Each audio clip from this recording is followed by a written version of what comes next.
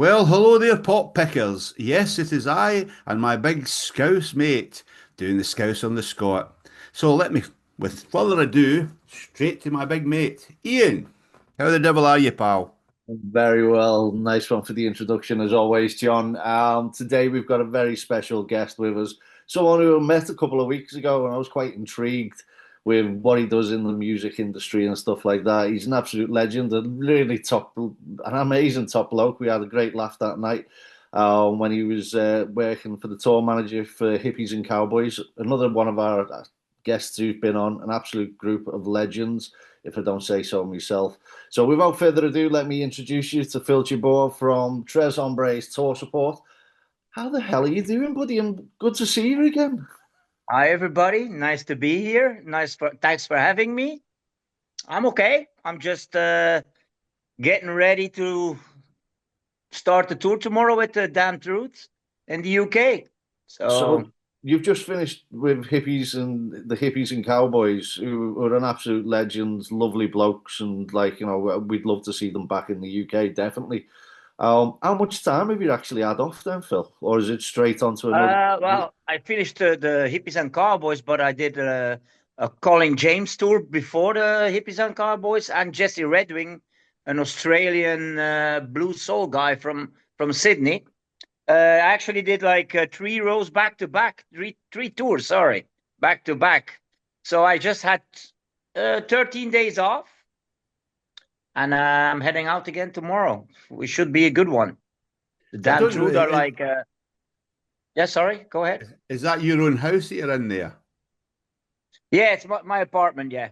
Yeah. I don't know why you've got that. It'd be better with a tent, mate. You're never at Well, home.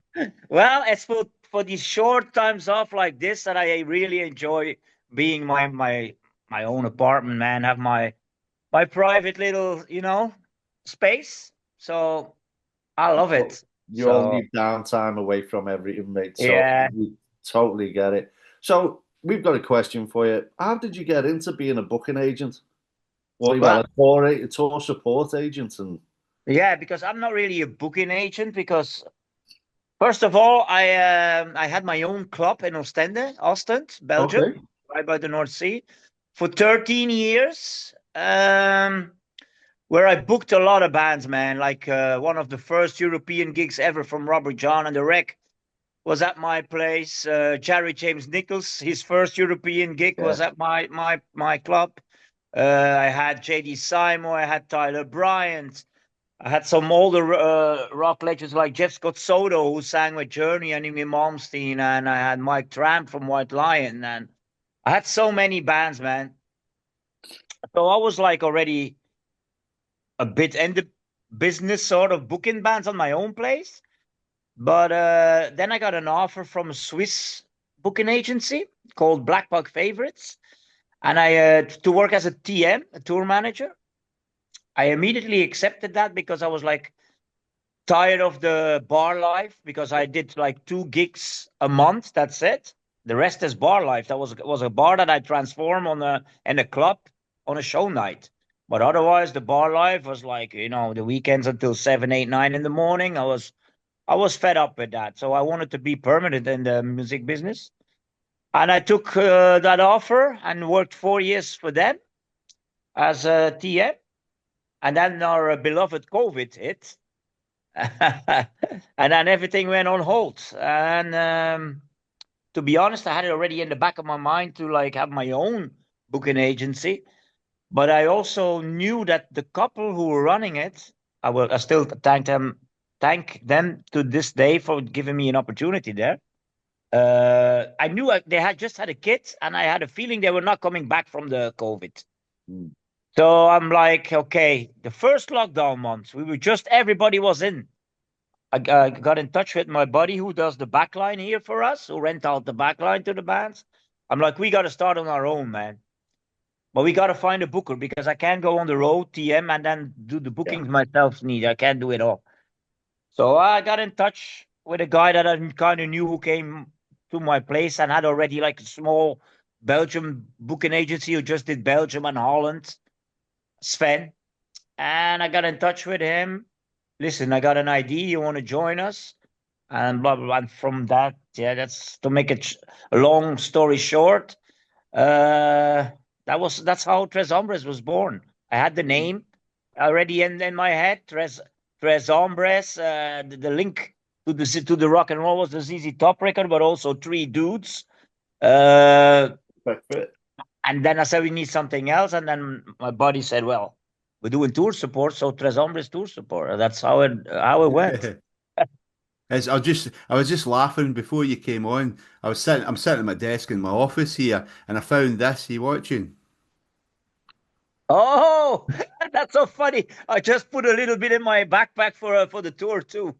Yeah, and that was you gave me that the first time I met you when I was gig Yeah, repping, and you were doing the Cold Stairs at yeah, EBGB's, and yeah, that was the first exactly. time I met you. And then I met you not long after that when you were out with the Damn Truth, but they were supported or they were opening for King in Liverpool as King, well. King.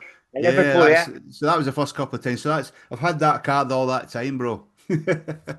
That's funny.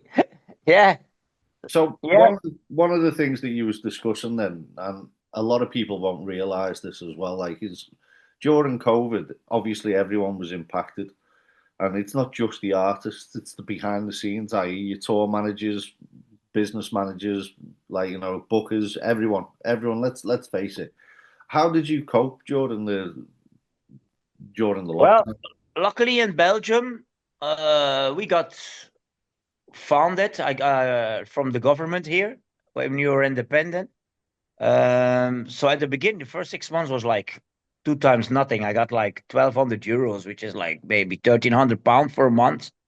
So it was Wow. hard. But then after like I don't know how long it was like after 5 months or something, or 4 months, they bumped it up to 2,600 or 700, which was really decent for to be at home for a whole month.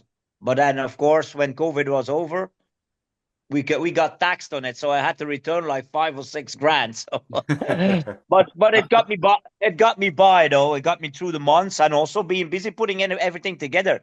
Everything was on hold. They called me crazy. Everybody said you're insane. You're starting a booking agency when everything is on lockdown.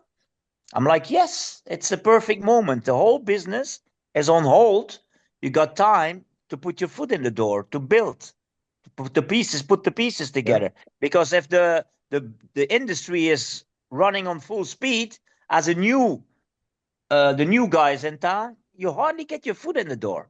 Mm. So, and I contacted a lot of bands. I contacted the Cold Stairs, who I kind of get to know because a friend of mine in LA, etc., etc. So yeah, that's how actually came out good for us. And by the time the first time borders went open, I mean, we were the first on the road even. Whole Europe was still closed, but Sweden and Denmark were open to American bands, and they did social distance concerts already. So we flew in the Cold Stairs.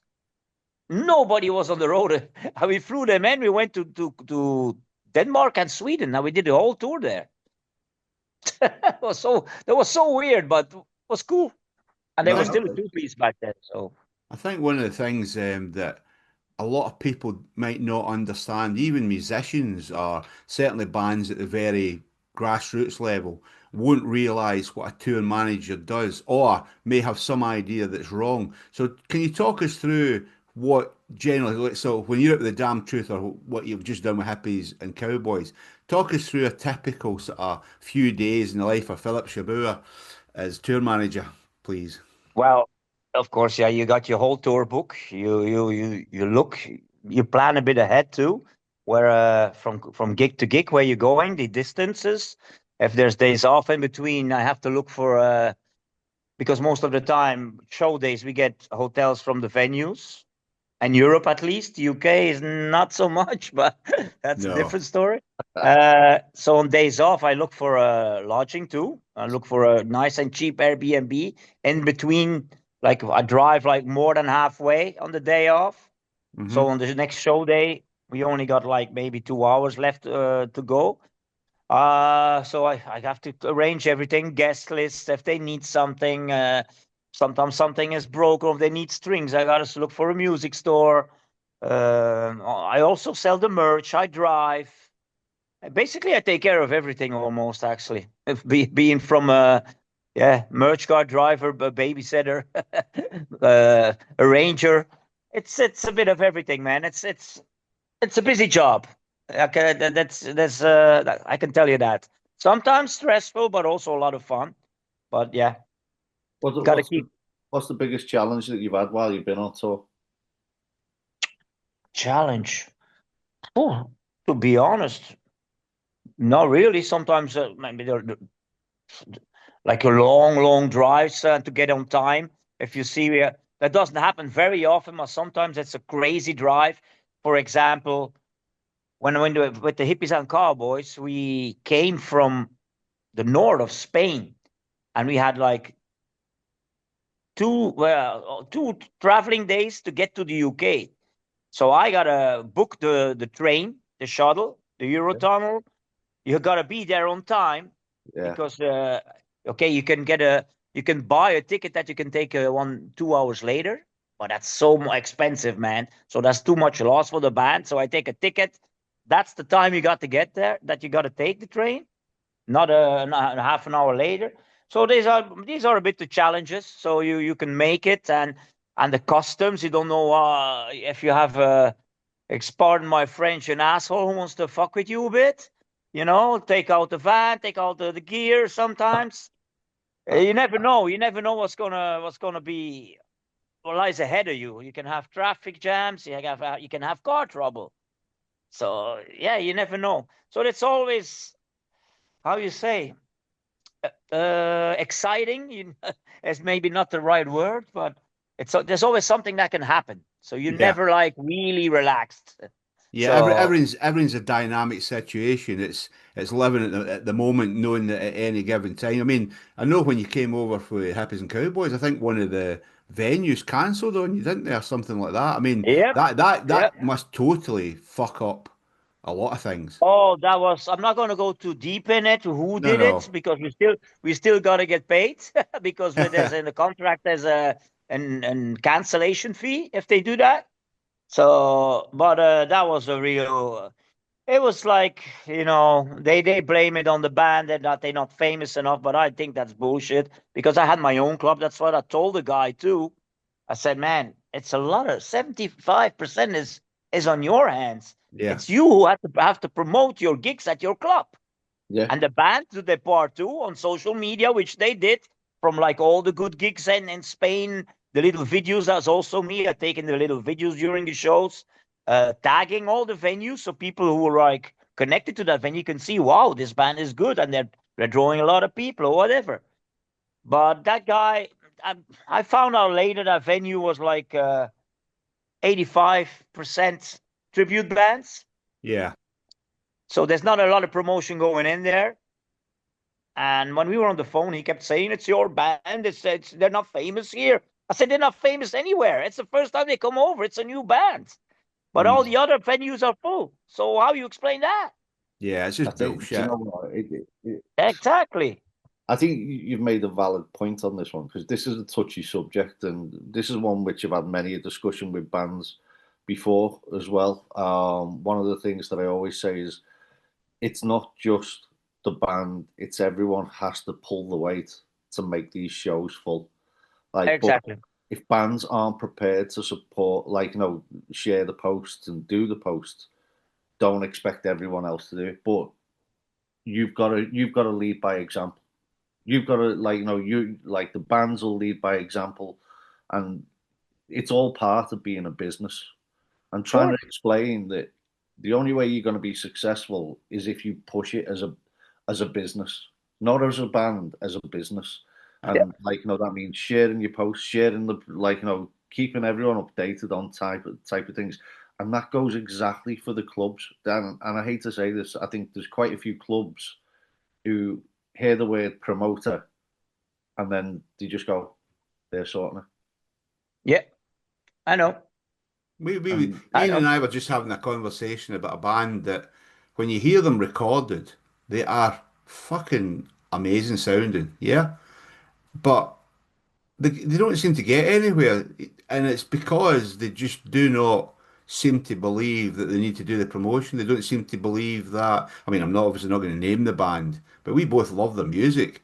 And they're just, it's like people keep telling them, we've all told them, you need to do this, you need to do that. Nah, nah. And then they wonder why they're getting fucking nowhere when the music really should be doing well. And I mean, it's like, so just to explain to people that are watching this, Philip was booked about to come on this show about 4 or 5 weeks ago, and then I had a conversation with him, and he told me he was coming over with hippies and cowboys. So he said to me, well, "Is there any way you can help me sort of like get the word out about them?" And I went, "Well, what we can do is we could maybe interview them." So we ended up doing their interview on the night we should have been doing Philip's.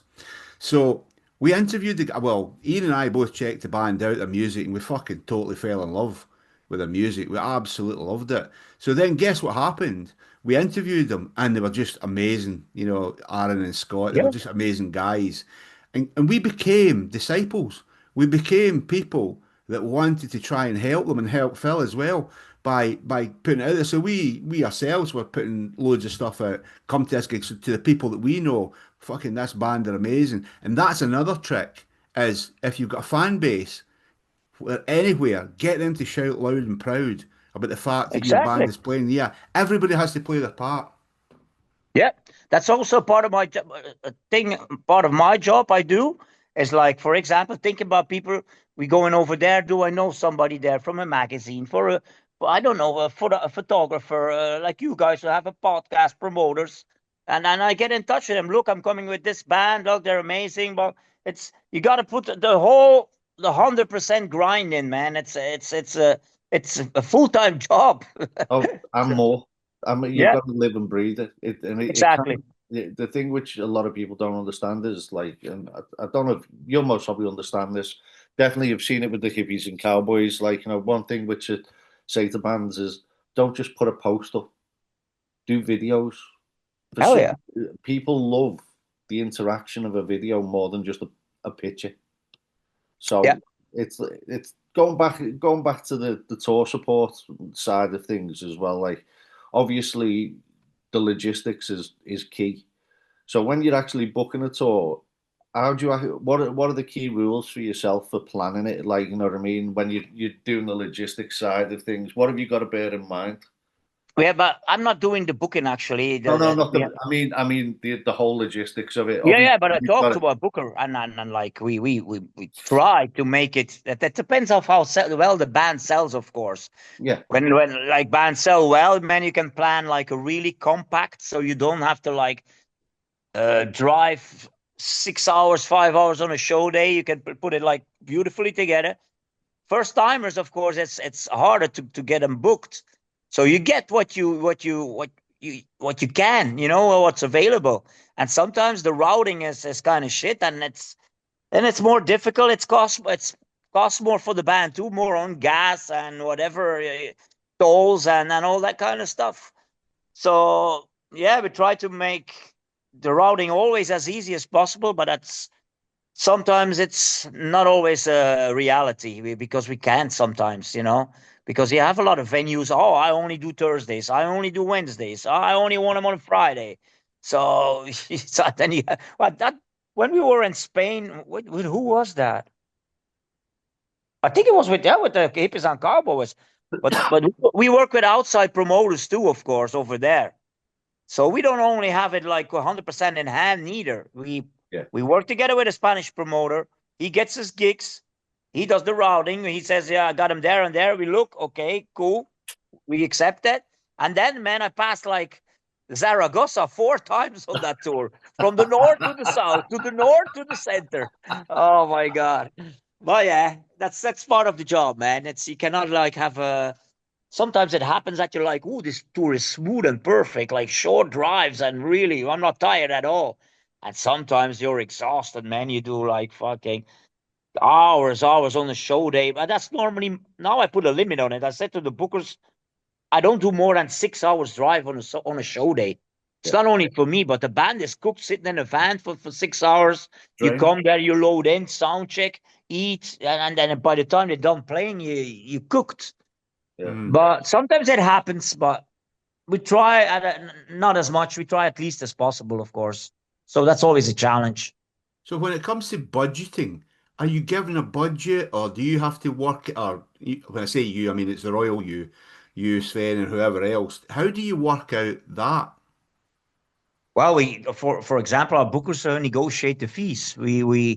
When you have like 15 shows booked, you look on the net, what you have, the gross of the fees without the expenses, of course. Then you look, this has to be paid. Okay, because a first timer, the goal is always to break even. Don't make any illusions. Sometimes they make a little bit of money, but a first timer, sometimes it happens, but very, very rare.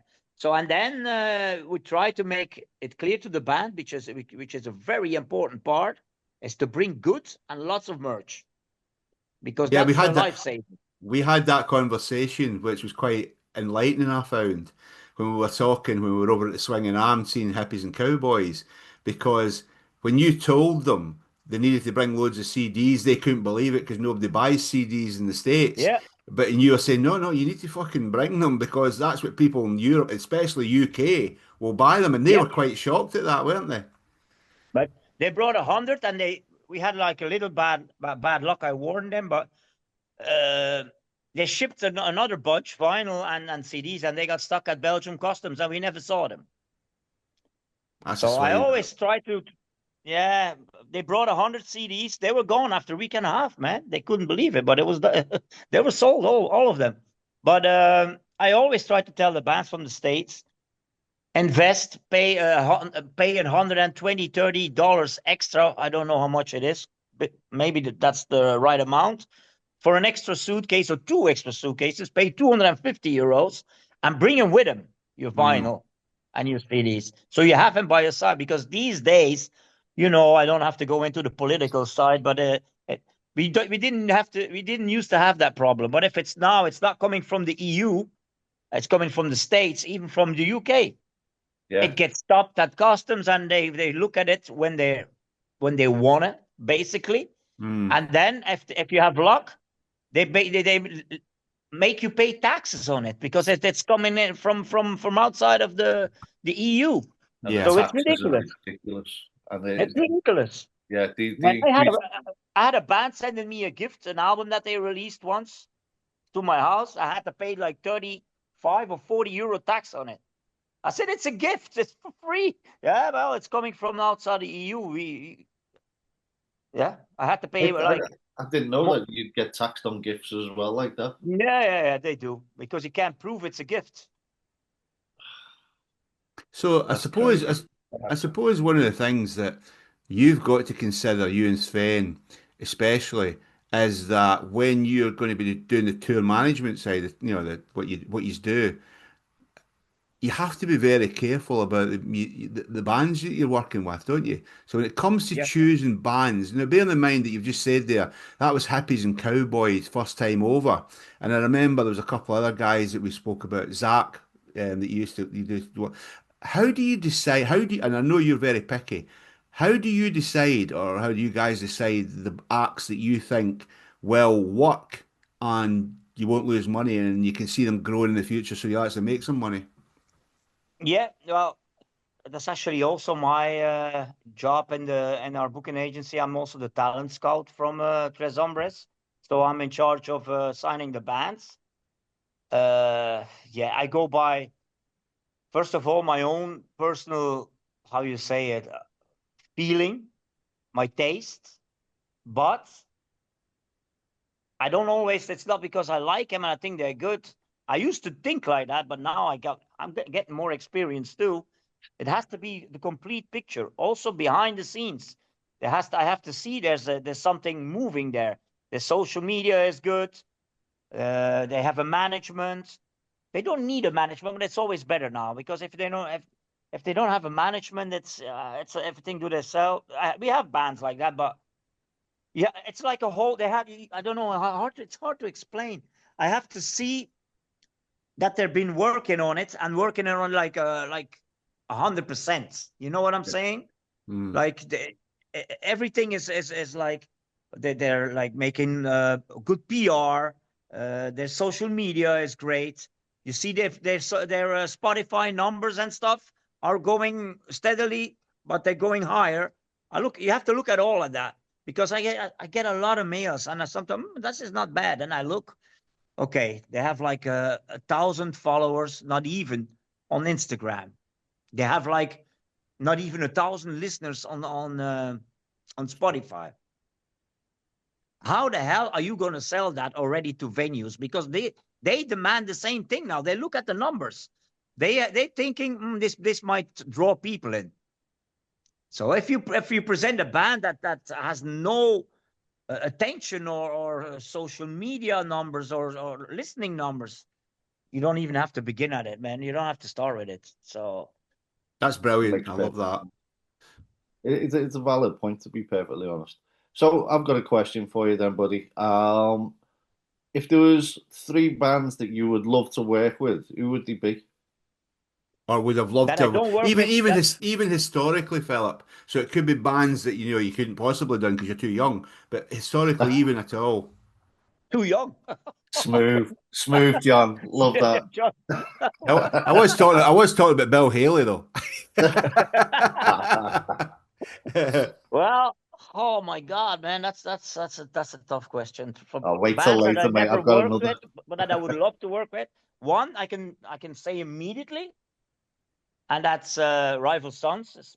I'm friends with them, but I never worked with them, and that's still my favorite band.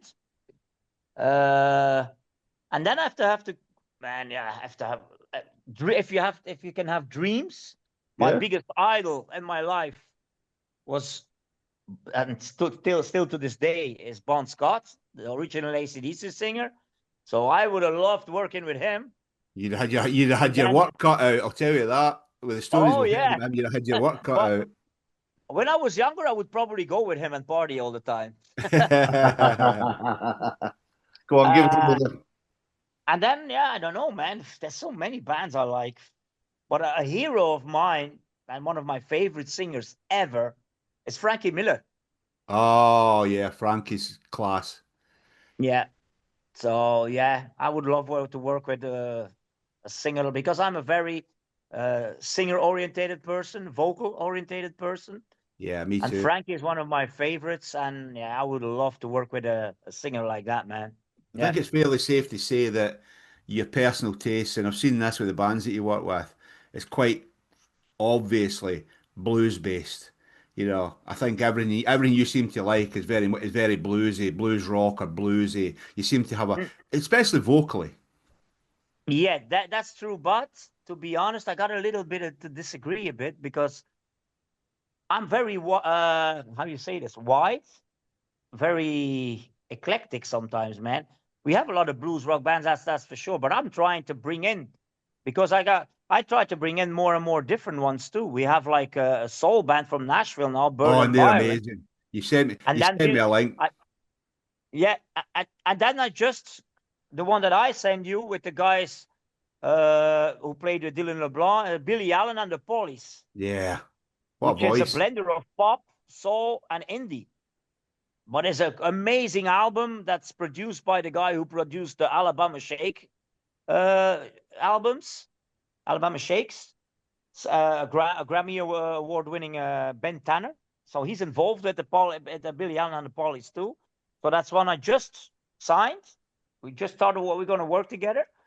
And we also had in the beginning like a lot of Americana bands too. Soul, Americana, blues. That's a bit rock and roll.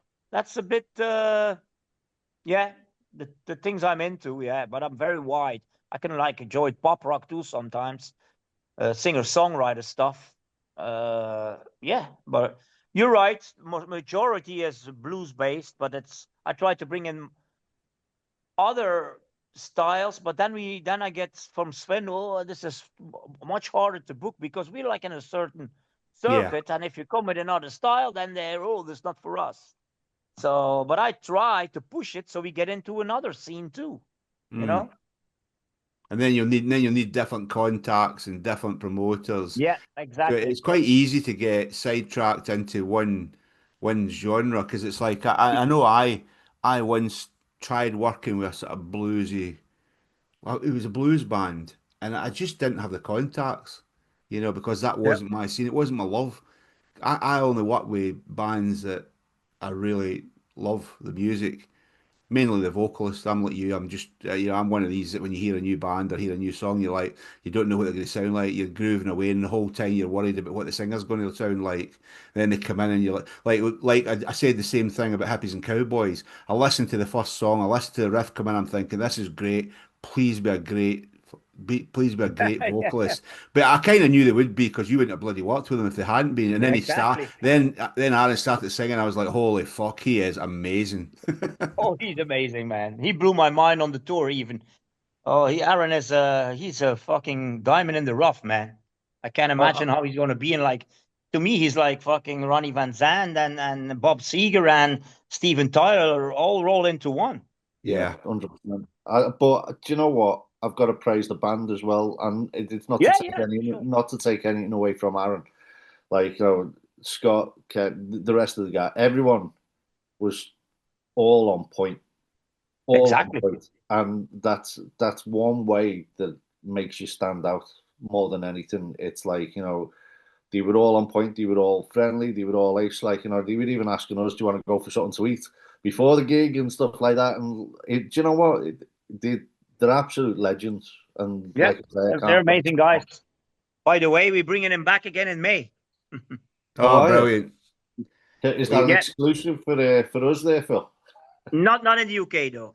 Oh, come Oh, on. come on. We Normally, you could. never know. You never know. If we can get him on a festival or two in the UK, then we will do it. Well, But mostly it's ping going to us the be the. dates. Ping us Yeah, the ping us. dates where you be free, I and will then send them to you. I got a. I can't. I don't know when by head now which when it's going to start. It's for 3 weeks, but I can't remember when we start. Uh, so if we can get him on a few festivals, we might come over. But oh, mainly the target is markets that we haven't hit yet. So we go and do Denmark, Germany, Holland, and Belgium. Ping us the dates either way, mate. I'd be intrigued. Like, you know what I mean? We'll help you out no matter what. Definitely for those Okay, man. guys. Cool. We'd love to especially help. with the festivals and all that, mate. No problem. Yeah, Yeah, because yeah. yeah, let us know the dates and we can see what we can sort out for you and help you with. Cool. I will. I will Just send them. just just because just because we want to go and see the lads again. Yeah. Yeah. So normally at this point, I have a really difficult question for you. And I like to play a game called Winner Stays On. Um, you have to pick one against the other. So it's pretty straightforward, like, you know what I Uh-huh. mean? So we call it Winner Stays On. So a lot of people hate me for this. So please don't hate me. I won't hate you, man. Say that at the end of this one, please, Phil. So we'll start with an easy one for you then. Rival Sons versus Blackstone Cherry Rival sons. every day. Rival Sons versus Leonard Skinner. Rival sons. Wow, okay. You're making it easy for me if Rival Sons is in there. Rival Sons, Hippies and Cowboys.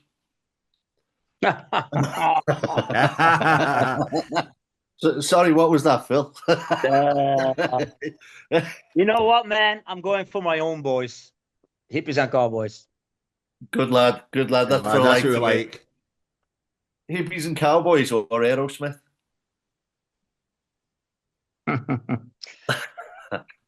It depends what you. Yeah, because without Aerosmith, there wouldn't be any Hippies and Cowboys. Mm. This And is they true. said the same thing. They literally said the Yeah, same thing when we went yeah. through this with So them. We really made them feel Aerosmith, suffer. man, I gotta take Aerosmith. Yeah, they're an influence on like a whole generation. Aerosmith or Blackberry Smoke. That would have been a better one. Aerosmith. Yeah. And the last one, Aerosmith or AC/DC, Bon Scott era. AC/DC Bon Scott area. Because that's when it all started for me, man. My first music I owned was a cassette tape of Elvis Presley. Mm-hmm. I was 10 or 11 years old. Then soon I got in my possession like a couple of 45ers from the suite. Okay. For a while, Brian Connolly was my idol in my room, that posters. And then I stumbled on AC/DC with Bon, and then then all was lost, man. Then I got kicked out of high school and all that stuff. I struggle with that concept. So, It's funny with AC/DC because I have a lot of my mum's whole family, apart from her, went to live in Australia, late 50s all the way through the 60s. So I think it might have been about 72 or 73. One of my cousins sent me across a record and some magazines, and it was about AC/DC. Now, the thing, of course, was that the vast majority of the boys in the band at that time were born in Scotland and moved to Yeah, Australia. So they sent it to me because obviously for that. But in those days, these magazines described them, and this was before punk was a thing, but they were called the Punk Kings of oh my Australia. God. Yeah, because punk hadn't been invented, but it was about their attitude and all that. And that was Attitude, yeah. the first time I came across them. But I think their live album that was recorded at the Apollo in Glasgow Glasgow, yeah. is If you one of want the blood, you best. got it. Yeah, yeah, it's one of the best live fucking albums you'll ever hear. Oh fuck yeah! Still to this day, if you put it on, the energy bursts out of your speakers, man. Bond fucking voice is venomous on that, man. It's crazy. It's the real deal. Mm, That's all I can say. yeah, that's so cool. got oh, do you know what? I've just had a question in my head and it was perfect, and I just forgot. You know when you have one of those empty head moments. Um, oh, Well, don't start. you think about it, and then so you're coming over with the damn truth now. That's a band I think are just ready to explode.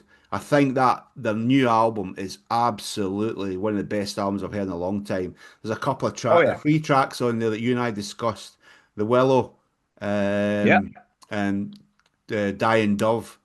And Be And be Somebody. somebody. I The think opener. that's Yeah, three of the exactly. best songs I've heard in a lot. I mean, I drive with my family nuts because it's all I always put it on when I'm in the shower, put them on or Yeah, whatever. Absolutely fantastic band. And when I met them briefly when I was when I was gig repping, they were such nice people as well, but real oh yeah, they are. stars. They're like almost. To be honest, they're like they're like my family almost, man. I've been touring with them since I think it's 17 or something. The boy was 5 years old, Ben. The son of the singer and the guitar player, Tom and Lee.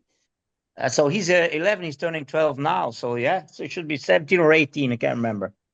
So I've been touring with them since then. I found that when I was still working for that Swiss agency, by the way. Ah, So I found them. Like I'm always on the prowl for looking for bands.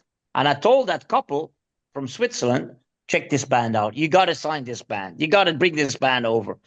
And they loved it and they brought him over. But then with the COVID, then I took him with me to my own to Tres Hombres, to my own company. yeah, I mean So and they reminded me music, not so much musically, but Hippies and cowboys remind me of them. Very similar type of people and like approachable, yeah, but stars. You know what I mean? And savvy with what they do. They remind the both bands remind me of each other. You know, like when I met them through you. simple, John. It's simple. They're like all real people. They don't pretend to be something they're not. Mm, They're like the 100% the real deal. They're super talented. And what you see on stage, they have something that not everybody has, is that aura of, yeah, they're rock stars. mm. Like Aaron too. He's a fucking rock star, man. Oh yeah. If you look at his vibe, his charisma, same with the damn truth. The whole band has that charisma. Mm. If it's Lee or Tom or the bass player PY, even the drummer, which it's and then and normally in a band, and a lot of bands, there's always a nerdy one, if it's the bass player or the keyboard. But these bands don't have it. It's like No, they all don't. cool dudes or and a lady, of course. But yeah, the star quality, man, and the talent to back it up. 100%, So mate. I have remembered my question. Way. Senior moment, mate. Senior moment. So it is, mate. It is. So without naming the band or individual, can you tell me when you've been a tour manager, what is the strangest request that you've had from a band or individual? Request. Something they wanted you to do. Yeah, I'm thinking. Really weird ones. I didn't. I don't. And I gotta tell you, I did so many tours already. Half of the things I forget already. You know. Is Well, that if a good thing you or a can't bad remember thing? them, what is the weirdest? Have you ever come up against a real weird fan? Oh yeah, but yeah, that you meet. Oh yeah. Yeah. Those you meet on every tour. You meet some of those, man. That you're saying that. Yeah. Oh yeah. There's a lot of weirdos out there, but not necessarily bad people. But I Strange. don't know how to explain it to not be rude or offensive. But But I, that, I, I we don't know. interviewed a girl called Bobby Dazzle, and she had just come off a gig, and this guy was stood waiting for her at the end, and he was talking away to her, and he offered her, was it a date? A You know, date like a or date, as in like not a date, as like the fruit, like a Oh date. my God, yeah. He Oh offered one man. out his pocket. It was covered in fluff, and then because she politely said no, she didn't want it. He took real umbrage at it. Oh That was yeah. I that met. was Oh brilliant. fucking hell. Yeah, they always like. Yeah, the people sometimes they don't have a filter or they don't have like boundaries neither. I remember with the band Fantastic Cat, it's just a guy. Yep, he's so suddenly the band is changing. They're in their underwear after the gig. I don't know how he got there, but all of a sudden there's a guy just bum. He's in the dressing room, just and everybody's looking at this guy. Excuse me, and then I come in and I kick him out, and then he's pissed off. but These people. surely this day and age you've got to be careful. Yeah, I know. No. That's crazy though. So my last question for you, Phil. What are the pros and cons of being a tour manager? What are your pros and cons? The pro, of course, is you can live 24/7 with your biggest passion, your biggest love, music. And now I'm privileged because I only work with bands that I choose. That's Makes how sense.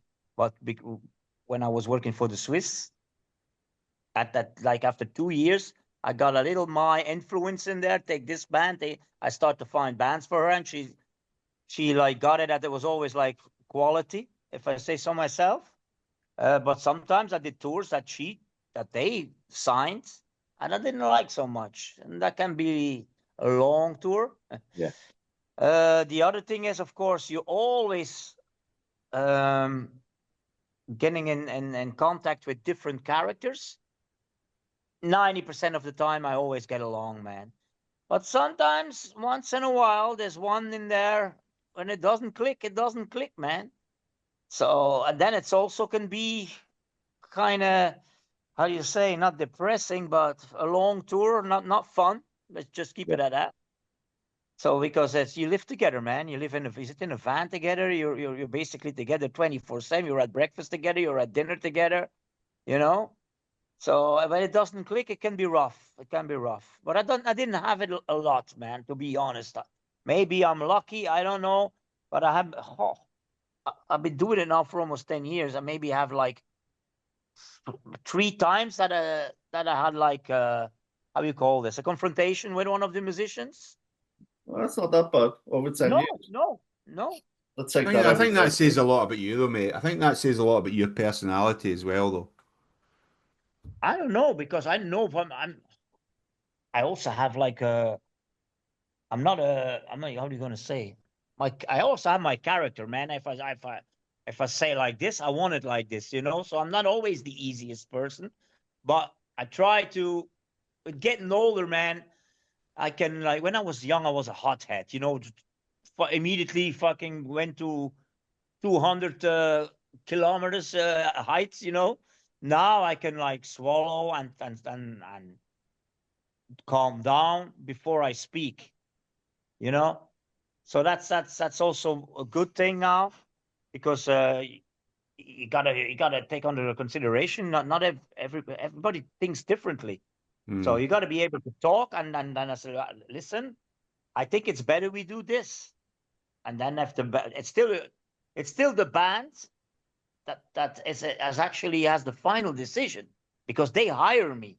Hmm. Yeah. So I can only say, listen, my experience, I think we should do this or that. If they say no, we're gonna do this. I'm gonna say, okay, but then we do it your way.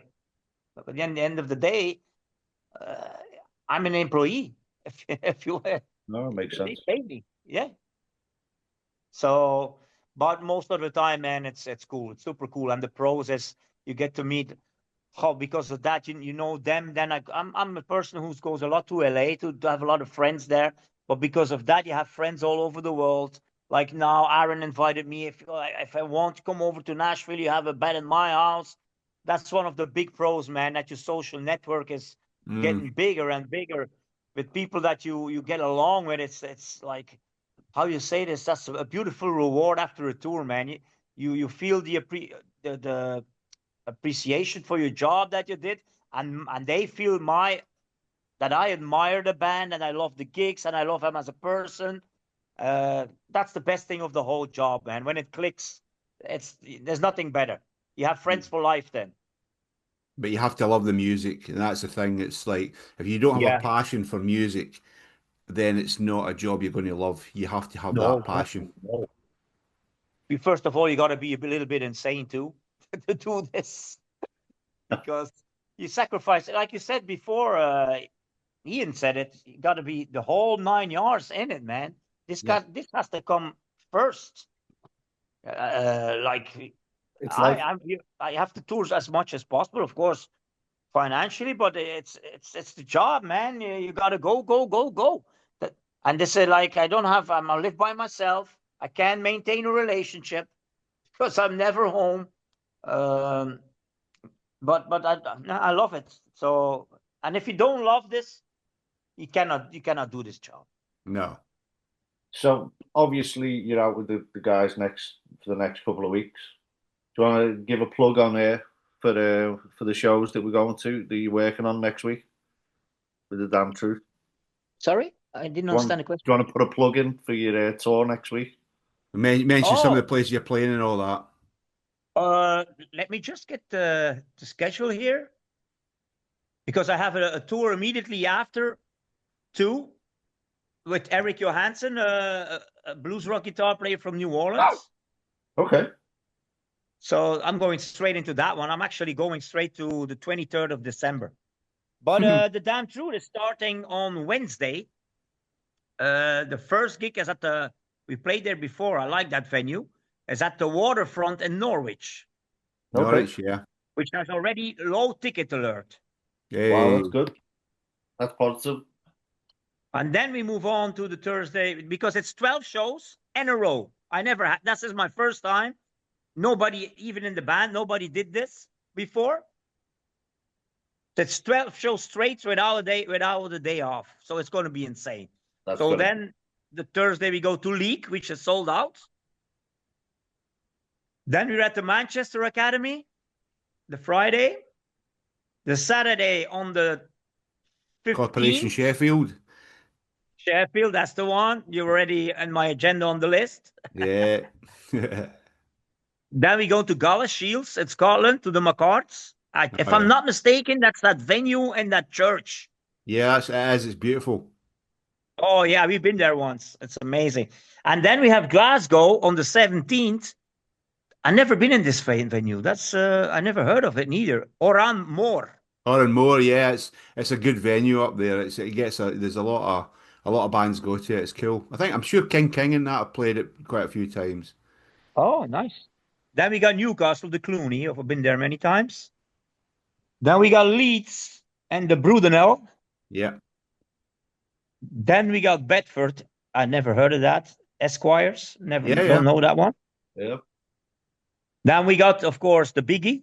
We have a lot of industry people coming to that one on the Friday 21st, London, the Underworld. That's a quality venue, that one, mate. You're gonna love Yeah, that. yeah. And then we got after heaven, there's always a bit less, you say, but maybe I cannot say this. Well, I did it. It's too late. It's out of my mouth. Then we got the Bridgewater in Cobblestone, Hmm. and then we got the 23rd in Cardiff in the Globe. Hmm. Oh, the Globe's quality. The Globe's cool, yeah. Yeah, it's another good venue there. Like, so it sounds like you've got a busy schedule ahead. Um, looking forward to following you on Facebook and seeing how you're getting on and stuff like that. And obviously, I think John's going to be catching up with you in Sheffield. I think Yeah, it is. Phil, mate. Yeah. You want to come to one, Ian? I'm recording with my band that weekend, so I'm in the studio with my band that weekend. You So don't. I mean, if you want to come to another show, that you say I will it's drop you a message. I'll drop you yeah. a message, buddy. I'll ping you and see what I can fit in. All right, that'll be ace. Okay, Really because appreciate you that. really got to see this band live, man. Yeah. Oh, I'd love Yeah, to. you do. Yeah, They're definitely. amazing. By the way, Cool. Ian, the gig at the corporation, it's Stephen Janney that's the promoters for it. Oh, is it? Yeah, it's them. It's they're promoting it, and Grey Fox Conspiracy's playing it as well. Whom you know, Robin Yeah, on I that. know Grey Fox as Yeah, so well. it's going to be a fantastic night. But yeah, it's just Philip. The first people we interviewed when we came back was actually Stephen Janney because they Oh, do really? they do their, Yeah. they do their own festival. So it was all about that. It used to be called Rock and the Bowl in Sheffield, and we've interviewed them. They're good friends, are Ian and I. So Oh, obviously I nice. realised he didn't know that's who's promoting Sheffield show. No, I did not because it's not Tres Hombres who booked this tour. We don't book the UK for the dance route. We only do Europe. It's the Gig Cartel who Yeah, booked yeah, this tour. yeah. I know the Gig Cartel. I think they did the last one as well because I remember it was through them that I got the young band Zach and the New Men in with Yeah, Camp the yeah. Drums when you played Cobblestones in Sheffield, and that was through the Gig Cartel. So I remember that. Yeah, exactly. Yeah. But now we got actually our own opener from the States who's coming to open. It's an Parker intrepid. Barrow. Yeah, Parker Barrow. Yeah, yeah. That's cool. That's Yeah. cool, mate. So, John, have you got any more questions for Phil? No, I think I'm questioned out. We need to let that guy get to his bed because I know, he's got a long definitely. couple of weeks ahead of Phil, him. Phil, I'm looking forward to catching up with you on tour, mate. So, listen, look after yourself. It's been a I pleasure. will, man. Thank you very much for coming on, Thank you and guys for having me, man. It was fun. I loved it. I'm Thank you glad very much. I'm glad you enjoyed it. So, Yeah. thanks again, mate. And I hope to catch up with you soon. All right, you take care, buddy. Okay, John, man. You too. over to you, mate. End the show. Right. You've watched this show, you've watched other shows of the Scouts and the Scot. We only get the best people on. We get people on that can share real knowledge and real passion, and you can learn a lot from them. And that's what it's all about. So if you haven't already subscribed, make sure you subscribe. Make sure you check out our shows and tell everybody else about the Scouts and the Scot, and more importantly, about the people we talk to, just like Phil. So this is it. Subscribe, over and out.